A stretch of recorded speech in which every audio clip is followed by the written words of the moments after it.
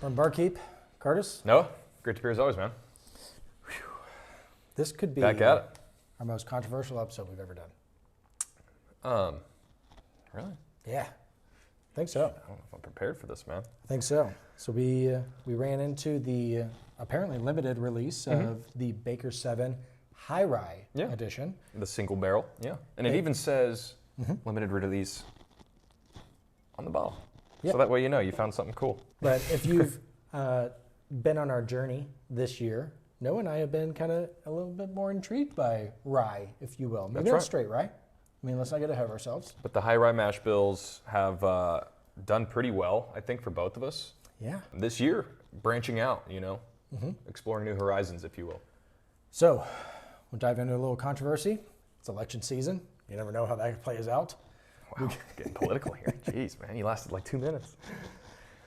Jim Beam. Jim Beam traditional mash bill. Yep. We had 77 corn, 13 and 10. So 13% rye, 10% malted barley. They, assuming that they did the high rye mash bill that they have across the board, if you will, it looks to be, I haven't seen it stated anywhere, but it's a new bottle. So, you know, rumors, murmurs, once again. We had 63% corn, 27% rye. Okay. And then you have your 10% barley. So not crazy high rye, but about double of what Jim Beam usually puts out. Yeah, if you're talking about distiller specific, this would be a high rye. Sure. You know what else is also the high rye mash bill for Jim Beam? I'll give you a hint and a spoiler. It is on the table, and you have a 50% chance. Actually 100% chance, because I know this is a blend, so that doesn't really count. Good for you. OGD 114. Good for you. That makes sense on why it's here today in our test. And then there was another bottle to where I was like, Jim Beam product seems to be a higher rye, but a blend. Yeah. So you have the Boo Rye. So now there's a lot of fear. There has been whispers growing into murmurs. Even rumblings. Growing into rumblings, especially as of this episode, Sure. to where Baker 7 High Rye will be replacing the old Grandad 114. So now you're talking about, this I think is rumored to be 4 to 6 years. Okay. So you have a little higher age. Yeah. What is that, 7 something? 7, do we need the months? 6 months. Okay. So that's cool on the neck. Yeah. But you're watering it down a little bit and also roughly tripling the price. Yeah. Speaking of, MSRP on the new Baker 7 High Rye is what, $75? About 75. Okay. So yeah, when your OGD is getting rung up at the store for what, $25.99, $26.99? Yeah, I would say it's close. That hurts. So I'm hoping it's triple as good, which is tough to do because I really like the OGD 114. So then another thing we wanted to answer was, okay, let's say these are very different. Let's just say pre-tasting, Baker 7 is a fantastic Old Grandad 107. What the hell is Jim Beam doing with a Boo Rye then? So this has, the Boo Rye has the 9-year Kentucky straight bourbon, 30%, and then the 7-year straight rye whiskey. So not the high rye, but a blend that would kind of be a high rye. Yeah, in that same ballpark, yeah. So now we have questions. Yeah. $75, are one of these going away? Because this is new. And we've already heard rumblings of Old Grandad going away, and I'm not thrilled. Whispers. Because if you watch The Lounge, Old Grandad 114 ran laps around the bonded. They will be missed greatly. What are you getting so mad for? We don't even know yet. Boy, I'm hyped up, and I'm not excited. So let's dive in, man. If you guys have been here before, welcome back. If you have not, and you can tolerate the content, that's the bar here. Just tolerating. Please hit like and subscribe. It'd mean the world. But without further ado, man, let's dive in. We have some questions that need answered.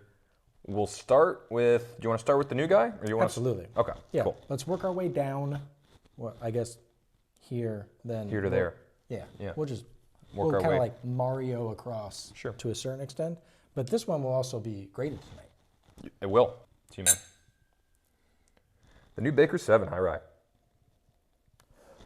A lot of brown sugar. Yeah. Some oak coming through. I mean, 7 years, not overly aged, but it comes through. Yeah, I don't know if I'd be able to tell you that this is a high rye bourbon.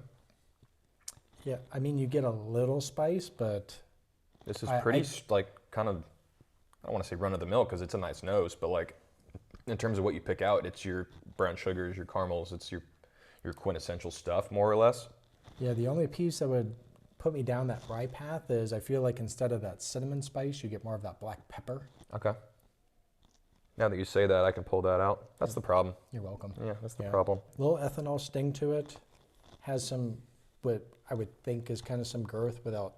Now this is the one, it's still 107, right? They didn't change that aspect? Nothing changed. Okay. Yeah.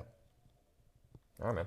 I do start to get a little peanut. You're welcome to sip as I talk. That probably fills some of the dead air for you all, so you're welcome. But I feel like there's more of like maybe like a healthy peanut butter. You know what I mean? Like it's not like a PB Fit. Yeah. The peanut definitely comes out more on the palate for me. You're right. Yeah, the black pepper gets amplified. I feel like at least first sip is pretty spicy actually. Like I would guess higher than 107.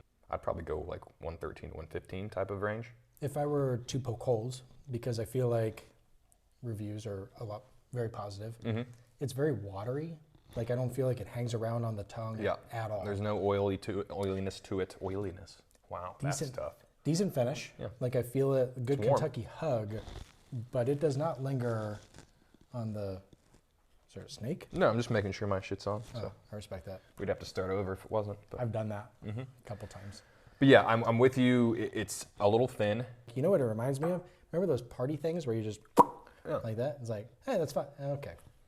Yeah, they're like the little fireworks that just make the pew sound and then it's over. Yeah. And then you get some boys together like the punks. Like that. Yeah. They're not punks, but well, they're definitely gonna see juvie. Yeah. One day. Doesn't stand great on its own so far. So far. Boo-Rye next or 114 next? What do you guys think? Okay. It's like Dora the Explorer. Yeah. Yell it out loud. Old Granddad. Okay. They said Old Granddad. They said Old Granddad. We'll hop, skip over. All yeah. right. Wow. Much more. It's much more like caramel butterscotch, like a creamy, thick sweetness. The creaminess starts to come through. Like I said, we don't have the mash bill, at least for the Baker 7. We're just going to assume that the Jim Beam High Rye, which Old Granddad has, that's what they're going with. Yeah, or close to it. This one, this one does kind of have a floral note to it that I wouldn't sit there and pick out typically. Yeah. This. I drink this a lot, and this, maybe I'm just focusing more than I usually do when I pour this, because like I said, it's a $25 bottle. You don't pour this and sit there like in a trance trying to dissect it. So, sure. But yeah, this has a much more creaminess quality than I, remember. Yeah, a lot cream, almost like a damp oak. Like you just left some wood outside, and you're like, God, I hope there's not a snake in there. This is like almost like a caramel ice cream. Yes. What is it? Is it Rocky Road? That's like very like caramel centric. I can't remember what that really popular flavor is, but all right, I'm diving in. You have anything else? No, I mean it's not dissecting Old Granddad. Is it being replaced, and are we okay with it? And price wise, I'm still gonna say no. Yeah. Yeah, I mean after initial sip, I may prefer this. Which is sad to say considering the price jump. I mean, I know this is age stated. It's prettier. It is. So take that for what it is. If that counts for a few dollars, then so be it. But yeah, I mean, side by side, I almost prefer the OGD 114. I do too. I mean, it still goes to your quintessential, even if it is the same mash bill. And when this comes out and it's wrong, well, that's going to be fun to read those comments. But I think that the Old Granddad lingers on the tongue better and has just as good of a finish, which you would expect, a little higher proof. Yeah. But I think the tasty notes are still just as clean as a $75 bottle. So I'm going to really struggle at this point going forward. Yeah. All right. You want to try the Boo-Rye real quick as well, just to try it? We have it here, we poured it. So it would feel disrespectful really to the non-product that is put before us here. It's here. I know when we were back tasting it, nosing it, it did very well in terms of especially bang for the buck. Yeah, what is 50? I think it was like 45. Okay, yeah. Wow, so this is like fresh. It's like fresh apple. Yeah, the rye is much more pronounced, which we said, was this 30 or 70? What side is it on? I think it's 70%. 70% of the Knob Creek rye. Yeah. Yeah, the fresh apple here is pretty pronounced, which is kind of a nice like contrast from that deep creamy caramel that I just had. Yeah, this is brighter to where Old Granddad, I feel like, goes with the darkness. Mm-hmm. This one goes with like that green apple and caramel, Yeah. just on a stick. Yeah. You're just walking around, bunch of carnies looking at your kids, and you're like, easy guy. What the hell? Sometimes you just see what sticks.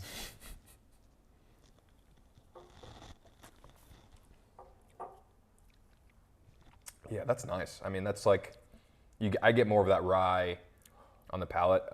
That's like a nice apple pie. That's great. This is the green Jolly Rancher.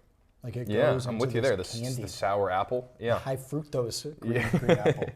Yeah, I mean that's apple pie for me. Like I Yep. still get that nice fresh apple, but I'm getting more of those kind of those rye centric spices there as well. The cinnamon and nutmeg and all the stuff that goes into a nice hearty Thanksgiving pie. All right, so I'm going to ask you questions. These are off the top of the dome. We'll just see Okay, what I happens. won't hesitate one single time. All right, so Old Granddad 114 goes away. 100 sticks, 114 goes away. It's kind of in limbo. You're stuck with Baker 7. It's higher priced. Is it higher quality? No. Okay. Why did they make this and they're making this? Are these very different? They're different in the sense that one's a blend, so if they're just kind of like looking to explore that avenue, but they are like different products in that sense. Maybe they're just trying something new. Like you said, throwing something at the wall and seeing if it sticks. But back to your first question, that doesn't taste higher quality than the 114 to me. I would argue this doesn't taste higher quality than that, even though it's still very different tasting notes, because I'm getting genuine that green apple, caramel covered in peanuts. Yeah. And I'm really excited for it. I think this is an underrated bottle that's out there. Yeah. But I'm picking both of these over the Baker 7, and it's really not that close. It's just thin. And then you're talking, I mean, even if these were the same price, I would struggle buying it'd that be again third. when I have these It two. would be third for me if they're the same price. Ah, Jim, you've made so many good decisions, probably up for Distiller of the Year in Bourbon Barkeep. Yeah. I mean, for what they've done. This one, Is a miss. it's a miss, and then it's going to be catastrophic if one of these goes away, especially this one. Yeah. I mean, like you said, I've heard whispers that Old Granddad 114 might be sunsetted. I would be very disappointed because we've talked about this before. It's $25. It's such a great cocktail, bourbon forward whiskey. Like you throw that with an old fashioned and you still get, your nice bite that you wouldn't get if you poured a 90 proof. Yeah, what this flight answered to me was if this goes away, people are not going to go to this because it's not the same. It's triple the price. So let's get into scoring. If you've been here before, you know the deal here. We have two different categories we score by, one of which is called senses. So that's just your overall experience, your nose, your palate, your finish, how much you liked the whiskey. The second category is bang for the buck, where we really only take into account the price. Would we pay that price tag, the MSRP? Would we pay more? Would we pay less? Would we back it up? All of that goes into bang for the buck. Yep. Senses, this is not going to do very well, and it's going to get reamed, I think. Maybe. We just sat here and reamed it. What do you mean, maybe? Hold my card close. Okay. You know? All right. Senses, lead us off, man. It's 55. It's the epitome of highly average to where it's unmemorable. Yeah. I would say it's even more unmemorable than Baker 7. And I just don't want to drink a watery bourbon. Yep. Like it feels like someone just put a bunch of ice in it and then let it sit. Yeah, fair enough. I'm the same ballpark. I'm going to go 57, maybe more or less, just to not pick the same number as you. Here's my thing. I tend to like those quintessential bourbon notes. And even with a higher rye content. Yeah, so like the caramels and the brown sugars and like the everyday bourbon, those notes that gives you, like I do enjoy that style of whiskey. So like it gets a couple extra points for me just because it doesn't taste completely off the wall and also bad. Like it's normal and kind of bad. So yeah, it's a highly average bottle. It's insulting that it's $75 MSRP, which brings us into bang for the buck. Because you can get that quality for $30, man. You're probably right. Yeah. Yeah, it's not going to do well for bang for the buck. I understand it's 7 years. Even if you went with like fair $10 per year, which kind of seems a thing, it is above the 100 proof. You know, so I get the justification of the price tag. Am I going to pay it? Do I feel like I got my 75? No. Yeah.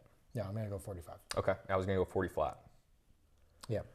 Yeah, I mean, like you said, it's 7 years. They age state it, but it's just not close to a $75 quality bottle. Yeah, and this has every bit the meat behind it at 113 proof with a lower price tag to where I get it's different tasting notes, so not everybody wants that green apple. Why you wouldn't, I don't understand, but hey, it's your palate. Sure. It's your palate. We're not here to judge. But yeah, I understand the price tag. Jim Beam has done a fantastic job about keeping their prices low. Being with reasonable, yeah. Knob 9, Knob 12, and we can go on and on. This, it's just a miss. It's a miss, and I think it would do the whiskey world a disservice to sunset this if that's the substitute. Yeah. So I'm gonna cheers with something different, man. I'm gonna cheers with the OGD. Well, if it's truly, oh, that's a good point. if it's truly sunsetting, one, I'll be heartbroken because it's one of my favorite kind of daily pours. Just because one, it's so cheap, and two, it's just damn good. I'll be upset, so I'm gonna cheers with that. It's still one, and we'll close with this, to where if this went away, I will definitely go out. As soon as those murmurs develop into Legitimate rumblings, yeah. I'm definitely going out and picking up 3, 4 of these. I'm going to bunker them, and it is what it is. Yeah. Because if it doesn't go away, I'm not out that much money. I'm going to go Boo Rye because I don't feel like it gets enough credit. Yeah, that's fair. I mean, I cheers early. No, you go. I like Well, I this. was just gonna say that is better than I remember. Like that's a very solid, especially if it's under $50. It's a very solid pour. Very solid pour, highly aged stuff, and it's a well done blend, and it's easy to pull the trigger on. See you. Cheers, guys.